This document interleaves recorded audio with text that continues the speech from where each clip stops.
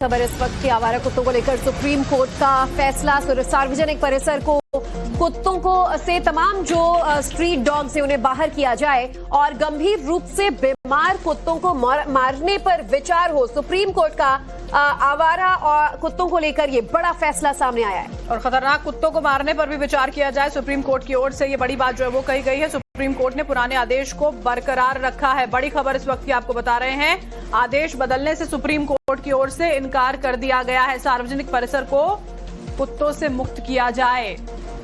तो देखिए, आवारा कुत्तों को लेकर सुप्रीम कोर्ट ने निर्णायक फैसला सुनाया था। सुप्रीम कोर्ट ने कहा था कि मोहल्लों में गलियों में रहने वाले सभी कुत्तों को नहीं पकड़ा जा सकता, लेकिन ये चिन्हित किया जाए कि कौन से कुत्ते खतरनाक हैं और किन से लोगों को खतरा हो सकता है। उन्हें रेस्क्यू सेंटर में ले जाया जाए और ऐसे में गंभीर रूप से जो बीमार कुत्ते हैं उनका क्या किया जाए, उन्हें मारना है या उन्हें उनके हाल पर छोड़ना है। इसे लेकर अभी कोर्ट ने अपना कोई फैसला नहीं सुनाया। कहा यह विचार करने वाली बात है। बड़ी खबर इस वक्त की आपको बता रहे हैं हम। सार्वजनिक परिसर को जो है वहां से कुत्तों को बाहर किया जाए। गंभीर रूप से जो बीमार कुत्ते हैं उनको मारने पर भी विचार किया जाए। ऑर्डर दिया है सुप्रीम कोर्ट ने जो डॉग्स का मैटर था उस पर, जो आज स्ट्रे डॉग्स का मैटर है उसमें एक बहुत ही इंपॉर्टेंट जजमेंट आया है, जो न्यायपालिका का एक बहुत ही अच्छा कदम है, बहुत अच्छा जजमेंट है। मेनली जजमेंट को 3 पार्ट्स में बांटा गया है। फर्स्ट जो पार्ट है वो रिगार्डिंग मॉडिफिकेशन, जो एप्लीकेशन थी जजमेंट के रिगार्डिंग, जो पहला था उसके रिगार्डिंग दी हुई थी उसमें है। सेकंड पार्ट में जो एसओपी है, जो स्टैंडर्ड ऑपरेटिंग प्रोसीजर है उसके रिगार्डिंग है। और जो थर्ड पार्ट है वो स्पेसिफिकली थोड़ा सा ज्यादा इंपॉर्टेंट कहूंगा, क्योंकि उसमें compliance by states and duties की बात की गई है। मेन बिंदु ये है तो आर्टिकल 21 के अंतर्गत ये चीज बहुत ही ज्यादा इंपॉर्टेंट मानी गई है कि जो लोग हैं, जो बच्चे हैं, बूढ़े हैं, बुजुर्ग हैं, उन सबको एक राइट टू लाइफ है और वो एक बहुत ही इंपॉर्टेंट है, ताकि वो बिना किसी फियर के सोसाइटी में, समाज में कहीं भी आ जा सके, चाहे वो एयरपोर्ट्स हो, स्कूल्स हो, कॉलेज हो, सड़कें हैं, रोड हो, पब्लिक प्लेसेज हो।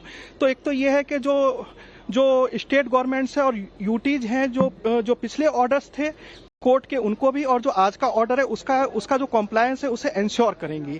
और साथ में आज के जजमेंट में एक इम्पोर्टेंट चीज और है, जो म्युनिसिपल अथॉरिटीज के ऑफिसर्स हैं और जो उनके कर्मचारी हैं, उन्हें एक प्रोटेक्शन की बात भी की गई है कि अगर वो अपनी ड्यूटीज को परफॉर्म करते हैं, जो डॉग बाइट के केसेज को स्टॉप करने के लिए जो एबीसी प्रोग्राम है उसे इम्प्लीमेंट करने के लिए, जो भी और मेजर्स है उन्हें इम्प्लीमेंट करने के लिए, तो उनके खिलाफ कोई भी क्रिमिनल एफआईआर या कोई भी क्रिमिनल केस वगैरह नहीं होगा। मतलब जिसे हम कहते हैं कि एक सामान्य प्रक्रिया के तहत। और बाकी जो आज के जजमेंट की कॉपी है वो जब पूरी अपलोड हो जाएगी तो उसके बाद आपको डिटेल बिंदु हम बताएं। का जो प्रॉब्लम है उसको कोर्ट ने कैसे रिकॉग्नाइज किया है और क्या आदेश अथॉरिटीज को? हाँ, मैं आपको बताऊं, मैंने आपको स्टार्टिंग में ही बताया कि आर्टिकल 21 के अंतर्गत जो राइट टू लाइफ है उसे एक इम्पोर्टेंट फंडामेंटल राइट मानते हुए ये चीज इंश्योर करने की कोशिश की गई है, जिसमें आज के जजमेंट में आप लोगों ने सुना भी होगा कि देश के अलग अलग हिस्सों में ये बताया गया कि कहाँ कितने डॉग बाइट के केसेज हुए हैं। इवन पिछले साल में भी कई लाख केसेज डॉग बाइट के हुए हैं, और इस साल भी आप अलग अलग डिस्ट्रिक्ट में जाएंगे तो कई डिस्ट्रिक्ट में थाउजेंड्स ऑफ केसेज हैं, हंड्रेड्स ऑफ केसेज हैं डॉग बाइट के। तो सीधी सी बात निकल के यही आती है कि जो राइट टू लाइफ का हमारा फंडामेंटल वो है, राइट है, उससे किस तरह से इन स्पिट इंश्योर किया जाए, किस तरह से उसे लागू किया जाए, ताकि जो हमारे बच्चे हैं, बूढ़े हैं, स्कूल जाने वाले हमारे स्टूडेंट्स हैं, वो बिना किसी फियर के अपनी जगह पे जा सके। उन्हें ये नहीं हो कि हम 5-6 लोग एक साथ जाएं, बच्चा है अकेला जा रहा है, स्कूल जा रहा है, तो वो सीधा जा सके, उसे कोई फियर ना हो कि 4-5 डॉग्स आएंगे और एकदम उस पर अटैक कर देंगे। तो एक चीज ये है कि सोसाइटी को बिना किसी फियर के लोग अपना काम कर सके, तो उस चीज को इंश्योर करने की कोशिश की गई है और एक बहुत ही अच्छा कदम है, बहुत ही एक राइट डायरेक्शन में दिया हुआ जजमेंट है, जिसे हमें अप्रिशिएट करना चाहिए।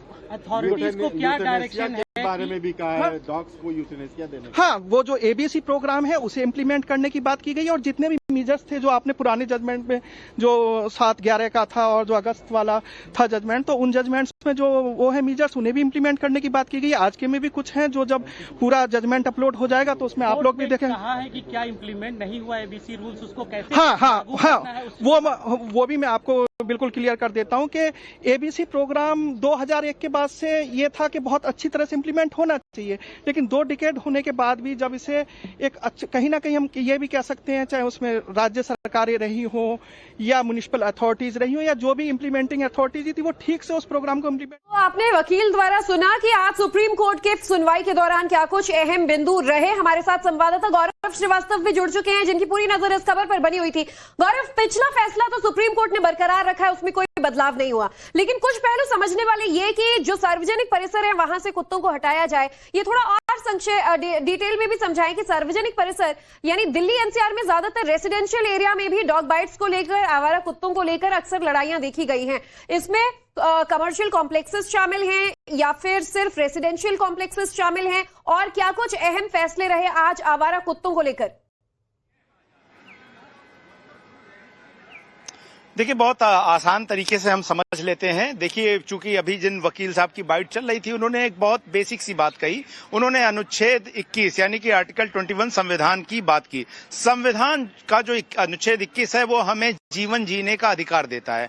जीवन जीने के अधिकार में ही ये इस बात की व्याख्या की गई है कि आदमी बिना डरे, बिना किसी भय के जो है वो सड़कों पर किसी भी सार्वजनिक स्थान पर आ जा सके, चल सके, ये उसका संवैधानिक अधिकार है। लेकिन अगर सार्वजनिक स्थान, चाहे वो स्कूल हो, बस स्टैंड हो, रेलवे स्टेशन हो, हाईवे हो या कोई भी जगह हो, अगर वहां पर आवारा कुत्ते होंगे, ऐसे कुत्ते जिनके काटने से लोगों की मौत हो जाए, रेबीज हो जाए या उन्हें काट कर उन्हें बहुत ज्यादा जख्मी कर दें, तो फिर उनके स्वतंत्रता पूर्वक बिना डरे सड़कों पर, सार्वजनिक स्थानों पर घूमने फिरने का अधिकार छिनता है। और इसी अधिकार को यहां पर मानते हुए, संविधान के इस पहलू को देखते हुए सुप्रीम कोर्ट ने कह दिया कि हम अनुच्छेद 21 के तहत आवारा कुत्तों को हटाने का आदेश देते हैं। लेकिन इस मामले में सुप्रीम कोर्ट ने कुछ अहम चीजें कही। ये कि जो एनिमल वेलफेयर बोर्ड बना 2001 में, उसके बाद उसने ढंग से काम नहीं किया और यही वजह रही कि इसके नतीजे के चलते देश में इतनी बड़ी समस्या आवारा कुत्तों की पैदा हो गई। लेकिन अब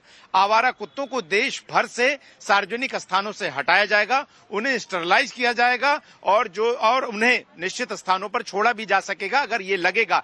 इसके अलावा वो कुत्ते जिनको रेबीज हो चुका है, जिनके काटने से इंसान की मौत हो सकती है, उनको यूथनेशिया यानी कि इच्छा मृत्यु की बात जो है वो कोर्ट ने अपने शब्दों में कही है। और हमने देखा था कि केरल में इस तरह की घटनाएं आई थी जहां पर इस तरह के कुत्ते जो कि जान के लिए खतरा हो, उनको मार दिया जाता है। तो कोर्ट ने यह कह दिया कि वो कुत्ते जिनको काटने से इंसान ही मर जाए, ऐसे कुत्तों को मार देना या उन्हें इच्छा मृत्यु दे देना ही बेहतर होगा। लेकिन सुप्रीम कोर्ट ने कुछ अहम बातें कही हैं। अब ये कि अब इस मामले में देश की सारी हाईकोर्ट जो है वो सत्ता संज्ञान लेकर सुनवाई कर सकेंगी। ये भी कहा है कि सभी राज्यों के जो चीफ सेक्रेटरी हैं वो अब 7 अगस्त तक जो है इस पूरे सुप्रीम कोर्ट के आदेश के अनुपालन की एक रिपोर्ट जमा करेंगे। और सुप्रीम कोर्ट ने भी नवंबर तक अपने आदेश के कंप्लायंस की पूरी रिपोर्ट जो है मांगी है। लेकिन सिर्फ बात यहां कुत्तों की नहीं है, इसके अलावा आवारा गाय और जानवर जो NHAI यानी कि राष्ट्रीय राजमार्ग पर घूमते फिरते रहते हैं, जिनसे दुर्घटना होती है, उनके लिए भी सुप्रीम कोर्ट ने कहा है कि आप उन्हें गौशाला में ले जाइए। लेकिन ये जो मोटा मोटा ये आदेश है ये आवारा कुत्तों को लेकर है। और सुप्रीम कोर्ट ने कहा कि ये बड़े दुख की बात है कि सिर्फ बूढ़े बच्चे ही नहीं बल्कि जो हमारे यहाँ विदेशी सैलानी आए, सूरत में जर्मनी के एक ट्रेवलर को जो है वो कुत्ते ने काट लिया। एयरपोर्ट पर 31 घटनाएं दिल्ली के एयरपोर्ट पे हो चुकी हैं। श्रीगंगानगर में 1084 घटनाएं हो चुकी हैं। तमिलनाडु में 4 महीने में 2 लाख से ज्यादा केसेस हो गए। तो सुप्रीम कोर्ट ने कहा कि जब इंसान के लिए खतरा बन जाए और जब इंसान जो है वो बिना डरे चलना फिरना न कर सके, ऐसे में सुप्रीम कोर्ट की ये जिम्मेदारी बनती है। और हम ये आदेश देते हैं। ये तमाम मामले ही रहे जिनकी वजह से ये समस्या जो लगातार सामने आ रही थी, इतनी परेशान कर देने वाली कि यहाँ तक इस तरह के आदेश पारित करने पड़ रहे हैं। और हाईकोर्ट से कह दिया गया कि स्वतः संज्ञान लेते हुए जिस तरह आप जिक्र कर रहे हैं, अनुपालन कराया जाए और उसकी रिपोर्ट तक अब सबमिट की जाए। बहुत शुक्रिया हमारे साथ जुड़ने के लिए, इस तमाम जानकारी के लिए।